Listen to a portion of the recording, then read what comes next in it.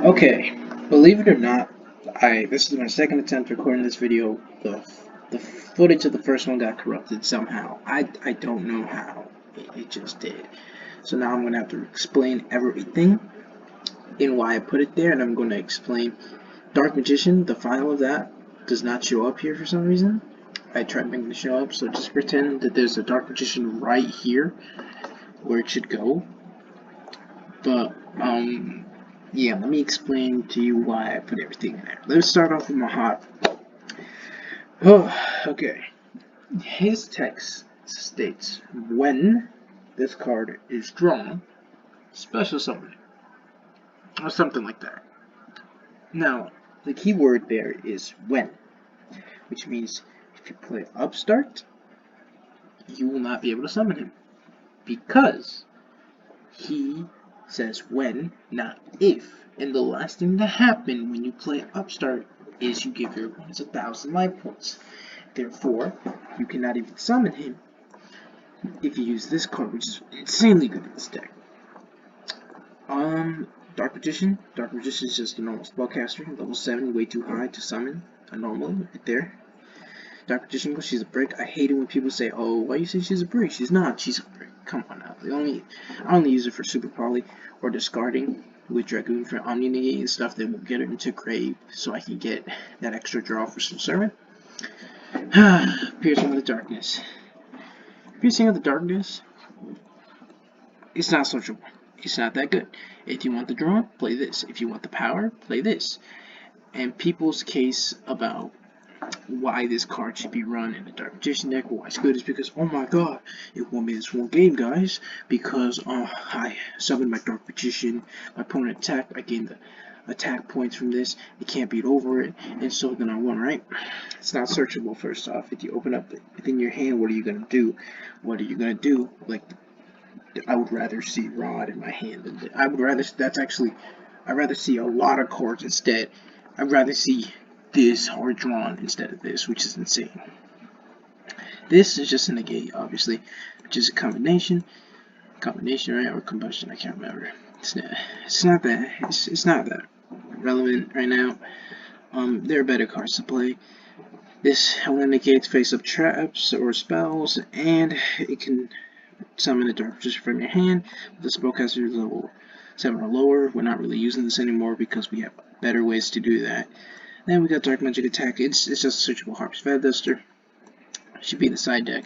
Only run one because searchable like 3 ways you can search. You got this, and then you got this. She's not really loving anymore either, because we don't really want Dark Magician in our hand. He's more about getting into the grave. If you don't believe me, look at Magician Souls, look at Red Ash Fusion, although that's a card that we put in there. Look at Eternal Souls, although we can also summon it from hand. Seeker's Dark Magical Confusion, we can fuse him to Mias as well, that will get them into grave.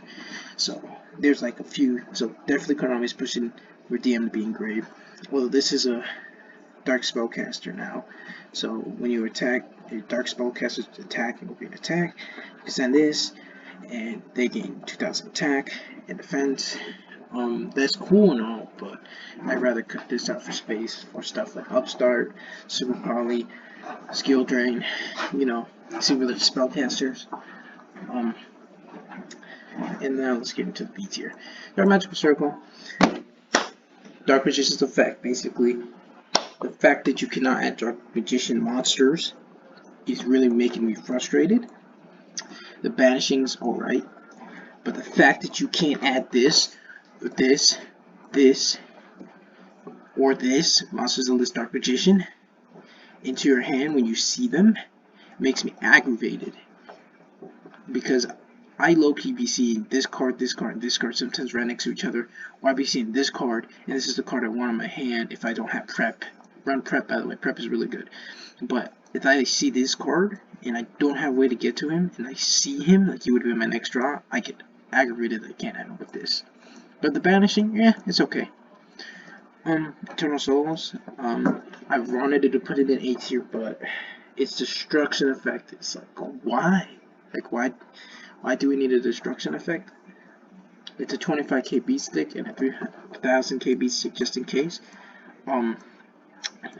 But it's pretty good. I really like this card. It's like super good. It protects you from everything except for summoning conditions, and so it can protect you from super poly, which not a lot of people believe. So they might try to lie to you. I know people done that, and I've been brutally been judges brutally ruled in the wrong favor with my opponent when he activated super poly when this was like already flipped up, and that was saying that the judge went in his favor, and there's nothing I can do about it, but I still won. So yeah, this just gets you to Eternal Souls, and the only reason why I put it up there is because you can send it with this, or this get a free draw, summon this, and go into Dragonite. Uh, the fact that it's not considered Dark Magician, also missed opportunity. The draw and play quick spell or trap is nice because let's say you do this. Well, it would be nice if you summon this card, but let's say you could only do this like this. So you had this Dark Magician and Rod, right? And you needed a 28 beat stick and it was considered Dark Magician. Let's say you draw this, right? If it was considered Dark Magician, this will protect it as well. But the fact that it's not is probably why people don't summon it that often, but still put in the DM deck extra deck because you might need to summon it. It's like a last resort. I forgot to put Master of Chaos in here too. Master of Chaos probably would be maybe an A tier because low A tier because he can add a spell. But the fact that he has a tribute a light and a dark is insane. I don't like that. So here's the dark magic. It's good. It can be used like let's say your opponent just target a monster you have or something like that, and yeah, something like that, or something, or they try to attack it and you have Rod, and let's say you have dark, let's say you have another dark monster and you have like Souls, you can go for Starving Venom or something like that, or something that will save you, right? Device pretty standard. You can send this, get Dragonite or Dragoon right there.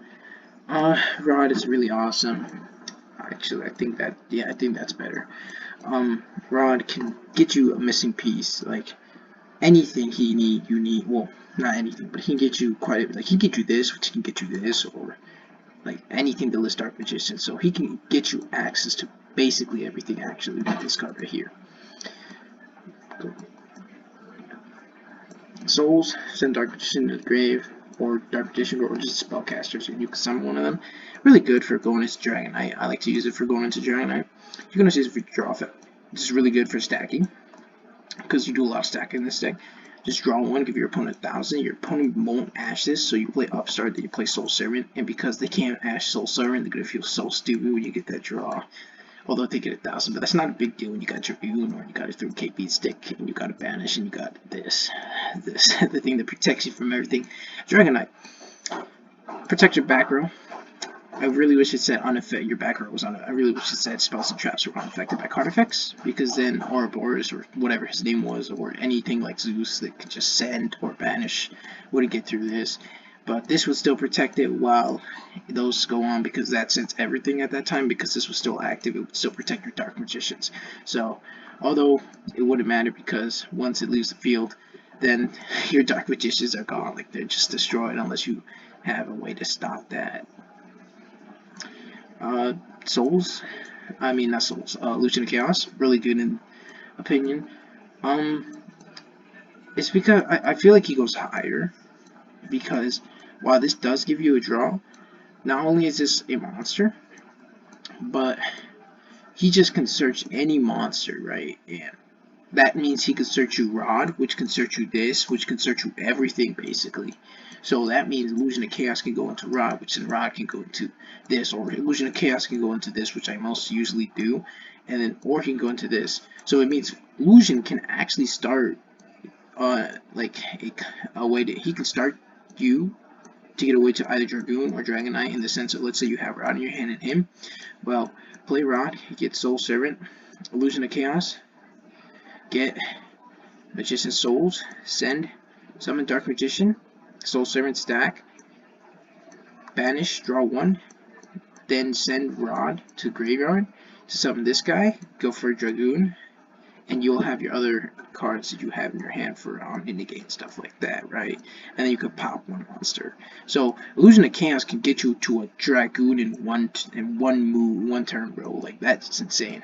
Red Ice Fusion is very self-explanatory. Only way you lose is to an Ash or something else. Like, I don't know. I know somebody's gonna be out there saying, "Oh, it's gonna lose to something." So, and pretty self-explanatory. Your daddy, right here, your big daddy, just pop monsters, make them take damage equal to the original attack, and gain 1,000. Like, what? That's insane. Too bad it's not considered Dark Magician when it touches the board, though. But yeah, 10 minutes again. Wow, same as the other recording. But here's my tier list. Yeah, just pretend Dark Magician's right here. I don't know why he's not showing up. There's a few other cards that are missing, and that's because, one, I didn't feel like adding them, and two, they're trash. They're not really that viable. Like, these are pretty much, I mean, with a few exceptions, like this and this and this, or Hana. You don't really want to play them because you kind of want to play Super Poly, Mystic Mind, like cards that can help you go in second, maybe a few hand traps. I like to play Solemn Strike because you can open up with Red Eye Fusion, but let's say you got Rod, Souls, Illusion of Chaos, and Soul Servant, and you want to build your board for Dragon Knight, then you can do that, right? And you got Solemn Strike, right? You set that, next turn you draw whatever. You play Red Eye Fusion, they ask you play Solemn Strike, you get your Dragoon, and you win the game right there, baby. Unless they Super Poly it with one of their dark monsters for Sorry Man or Muddy Madrona, Swamp, or Garud. But otherwise than that, it's pretty good. It's like Solemn Strike can get you access to this. That's why I like to run it. But that's not the point of this video. If you want to see a video of cards that are good in a Dark Magician deck, like a tier list for cards that aren't Dark Magician but are good for Dark Magician deck, let me know because I will make a tier list for that. See you guys later.